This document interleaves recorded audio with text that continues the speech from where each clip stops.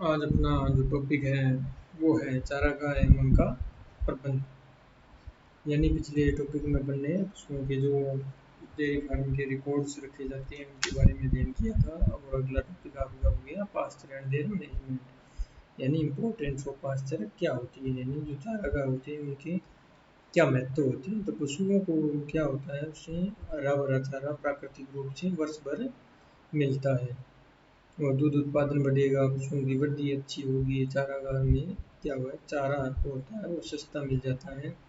और उन घासों की जो चारागाह की घासें होती है उनमें प्रोटीन की मात्रा पर्याप्त होती है और तंतुओं की मात्रा कम होती है। अतः चारागाह की घासों का पोषण मूल्य भी अधिक होता है, क्योंकि वो फील्ड के अंदर प्राकृतिक रूप से उनकी होती है। साथ में ही पशु उन्हें घूम फिर के खाते हैं, तो उससे क्या होगा, उनका स्वास्थ्य भी अच्छा रहेगा। साथ में ही खनिज लवणों की मात्रा है वो चारों से क्या होगी, अधिक मिलेगी। और पशुओं को चारा हरी अवस्था में ताजी दशा में सदैव मिलता है। इस प्रकार कैरोटीन पर्याप्त मात्रा में उपलब्ध हो जाती है, जो कि विटामिन ए का निर्माण करता है। चारागाह में पशुओं को कुल पाचक तत्व यानी टोटल डाइजेस्टेबल न्यूट्रिएंट्स की अधिक मात्रा भी मिलती है। पशुओं को चारागाह में भेजने से उनका स्वास्थ्य उत्तम रहता है। यानी जो एक तो उनकी एक्सरसाइज जो होती है वो हो जाती है, चारागाह में घूम फिर के चर के आएंगे, एक ताज़ा वो घासें खा के आएंगे। और जो चारागाह की जो घासें होगी उनमें पोषक तत्वों की मात्रा भी अधिक होगी। अच्छी चारागाह की गुण यानी कैरेक्टरिस्टिक्स ऑफ गुड पास्ट, उनके क्या क्या गुण हो सकते हैं। तो प्राय ग्रामीण बोलचाल में कोई भी खाली भूमि जिसमें खरपतवार और अनावश्यक पौधों व घासें उग आती है उन्हें चारागाह कहा जाता है, परंतु उन्हें वास्तव में चारागाह नहीं माना जाता है। एक अच्छी चारागाह में निम्नलिखित गुण होने चाहिए। तो चारागाह पशुओं के निवास स्थान से इतनी दूर होनी चाहिए कि पशु आसानी से लाए हुए ले जाए जा सकते हैं। पशुओं को ले जाने के लिए रास्ता ठीक होना चाहिए। चारागाह की भूमि कठोर होनी चाहिए ताकि पशुओं के चराने पर उसमें गड्ढे ना हो। चारागाह की भूमि समतल होनी चाहिए, सिंचाई करते समय पानी सभी स्थानों पर जा सके। और चारागाह की घासें आसानी से पचने वाली हो, पशुओं की अपच व अन्य पाचन असुविधाएं न होनी चाहिए। घासें तीव्र बढ़ने वाली होनी चाहिए तथा इनका फैलाव भूमि पर अधिक होना चाहिए, जिसमें अधिक मात्रा में चारा उपलब्ध हो सके। तो ये जो गुण है ये चारागाह के अंदर होने चाहिए, क्योंकि उत्तम चारागाहों में मिश्र फसलें होनी चाहिए, अर्थात दो दलहनी फसलें व दो खाद्यान्न घासें यानी लेग्यूमिनस क्रॉप्स और नॉन लेग्यूमिनस क्रॉप को मिक्स करके बोना चाहिए, जिससे चारागाहों में पशुओं को खनिज लवण अधिक मिलते हैं।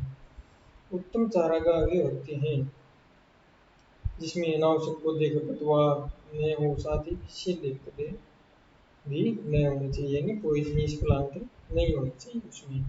पशुओं की सुविधा के लिए चारागाह में अधिक संख्या में छायादार वृक्षों का होना अनिवार्य है ताकि गर्म मौसम में पशु छाया में बैठ सके। और चारागाह के समीप पशु के पीने के लिए भी पानी की सुविधा होनी चाहिए। और चारागाह की भूमि के प्रकार यानी काइंड्स ऑफ पास्चर लैंड्स। तो पौधों की प्रगति प्रयोग में ली गई भूमि के आधार पर चारागाहों का वर्गीकरण निम्न प्रकार किया गया है। वार्षिक चारागाह, एनुअल पास्चर, टेम्परेरी पास्चर और परमानेंट पास्चर। तो वार्षिक चारागाह कौन सी होगी? इस प्रकार के चारागाहों के लिए उपजाऊ भूमि का कुछ भाग लेकर खरीफ की ऋतु में घासों को उगाया जाता है। यह एक वर्ष तक चलता है। अगले वर्ष भूमि के दूसरे खंड में घासों को उगाया जाता है और पिछले वर्ष के खंड में अन्य फसलें उगा ली जाती है। भूमि का प्रयोग चारागाह के लिए क्रमबद्ध रूप से किया जाता है। अस्थायी चारागाह वो हो गए जिनमें वास्तव में चारागाह नहीं होते हैं। इस प्रकार के चारागाहों में वे भूमि खंड प्रयोग में लाए जाते हैं जिन पर से अनाजों की फसलें काट ली जाती है। शेष खरपतवार तथा सूखी घासें ही चारागाह के रूप में खिलाई जाती है, यानी इसको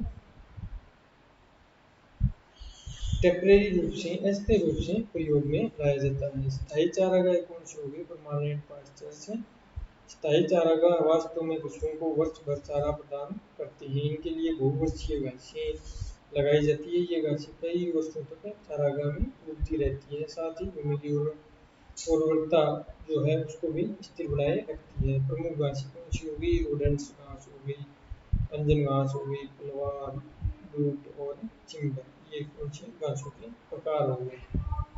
ये स्थायी चारागाह हो गए, मतलब एक बार बोने के बाद इनको कई वर्षों तक काम में लिया जाता है। और वार्षिक के अंदर क्या होता है? फसलों को बार बार बोया जाता है। और अस्थायी के अंदर फसलें बोकर या फसलें काटने के बाद उनका प्रयोग चारागाह के रूप में किया जाता है। वे क्या होगी? अस्थायी चारागाह होगी। और चारागाहों को प्रभावित करने वाले कारक कौन कौन से हैं? तो घास का प्रकार है, चारागाह की मिट्टी है, वर्षा है, घास की कटाई की मध्यांतर को कितना है, उस बारे में देखा जाता है कि कौन कौन से प्रभावित करने वाले कारक हैं। तो घास के प्रकार यानी जो घासें अच्छी होगी, अच्छी पैदावार करने वाली होगी, उन घासों को अलग से बोया जाना चाहिए। यानी उगाई गई घासों की जाति का भी चारागाह की महत्व पर प्रभाव पड़ता है। यानी पृथक पृथक प्रकार की घासों की उपज एक निश्चित समय में पृथक पृथक होनी चाहिए। इनमें पाए जाने वाले पोषक तत्वों की मात्रा और गुण भी विभिन्न होते हैं। अर्थात अंजन घास तथा दूब घास की उपज प्रति एकड़ क्रमशः 5.5 से 2.5 टन के लगभग होती है।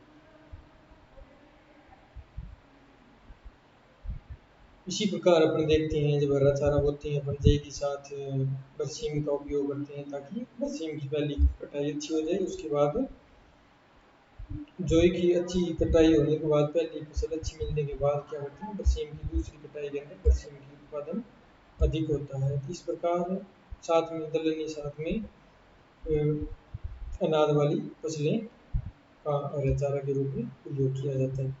चारागाह की मिट्टी यानी सोइल और पाचक भूमि में कार्बनिक पदार्थ तथा लवणों की मात्रा जितनी अधिक होगी उतनी ही घासें अधिकता से उगेगी। घासों का रासायनिक संगठन विशेषकर खनिज लवणों की मात्रा में भूमि में उपस्थित खनिज लवण की कमी अथवा अधिकता से प्रभावित होता है।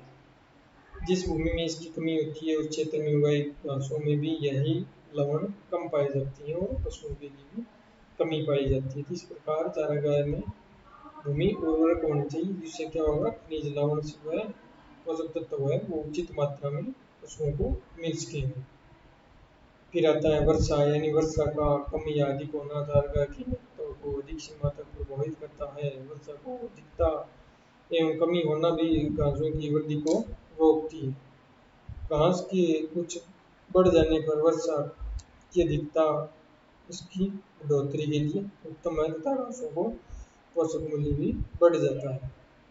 घास की कटाई के मध्यांतर यानी जो घास की चारागाह में अपन घास होती है उनको चराने के बीच में भी गैप देना होता है ताकि उनकी पैदावार अच्छे से हो सके। तो चारागाह की महत्वता इस प्रकार भी निर्भर है कि दो कटाई या पशु चराई के बीच मध्यांतर कितना होना चाहिए। नई बढ़ने वाली पौधे अधिक पोषक तत्व युक्त होते हैं। जैसे जैसे समय बढ़ता है पौधों का पोषक मूल्य घटता जाता है। आरंभ अवस्था में घासें अधिक पाचक होती है। पुरानी घासों में रेशा फाइबर की मात्रा बढ़ जाती है तथा प्रोटीन कम हो जाता है। इस प्रकार उनके मध्यांतर का ध्यान भी रखना आवश्यक होता है। और ये जो मध्यांतर है इसके बीच में अगर अपन ध्यान नहीं रखेंगे तो ये कारक भी क्या करते हैं? प्रभावित करते हैं। फिर उसके बाद आता है चारागाह की भूमि का प्रबंधन कैसे करना है, उसके बारे में पढ़ते हैं। जुताई यानी टिलेज ऑपरेशन, खाद की क्रियाएं मैन्यूरिंग ऑपरेशन और चराई की क्रियाएं ग्रेजिंग ऑपरेशन से की जाती हैं। यानी जुताई की क्रियाएं जो है उनके अंदर क्या क्या सावधानियां या ध्यान रखना चाहिए, ये चारागाह की भूमि के जो मैनेजमेंट कर रहे हैं उसमें क्या करना चाहिए। तो जुताई की क्रियाएं हैं उनमें खरपतवार व अनावश्यक पौधों की निकासी, weeding and clearance of undesirable plants, उनको निकाल देना चाहिए क्योंकि जो खरपतवार है उन्हें पशु खा नहीं पाते हैं या कुछ बदबूदार खरपतवार होते हैं या अनावश्यक झाड़ियाँ वगैरह होती हैं उनको निकाल देते हैं। फिर आता है चराई के बाद भागों को जलाना। यानी बर्निंग ऑफ पास्चुरेंट्स आफ्टर ग्रेजिंग, चराई के बाद उस कचरे को या जो भी है उनको जला देना चाहिए। फिर गुड़ाई, उसमें निराई गुड़ाई करनी चाहिए ताकि अच्छी जो जड़ों का विकास अच्छा हो सके और उनकी ग्रोथ अच्छे से हो सके। फिर आता है खाद की क्रियाएं, यानी मैन्यूरिंग, खाद कितनी डालनी है, क्या करना है, उसके बारे में बताया गया। चारागाहों में प्राय कार्बनिक खादों का प्रयोग नहीं किया जाता है। अधिक लाभ के लिए फर्टिलाइजर का छिड़काव करते हैं, और वो भी टॉप ड्रेसिंग के द्वारा प्रति एकड़ 50 मण चुनने वाले यानी अकार्बनिक खाद जो 10 वर्ष तक के लिए पर्याप्त हो डालते हैं। साथ ही सुपर फॉस्फेट भी लाभ होता है। एक मण होता है 40 kg का, यानी 200 क्विंटल के लगभग 200 किलो से ऊपर मीटर हो जाता है। फिर उसके बाद आता है पशु की चराई। चारागाह से उत्तम लाभ होने के लिए पशुओं की रोटेशनल ग्रेजिंग, रोटेशनल ग्रेजिंग यानी उसमें चराना चाहिए ताकि सभी पौधों की वृद्धि के लिए समय मिल सके। इससे घास का उत्पादन बढ़ता है। यानी जैसे अपन ने एक बार किसी चारागाह में चरा लिया तो उसके 10 से 15 दिन तक उसमें दोबारा नहीं चराते हैं ताकि उसकी जो घास है उसकी ग्रोथ अच्छे से हो सके। तो 1 एकड़ कितना होता है?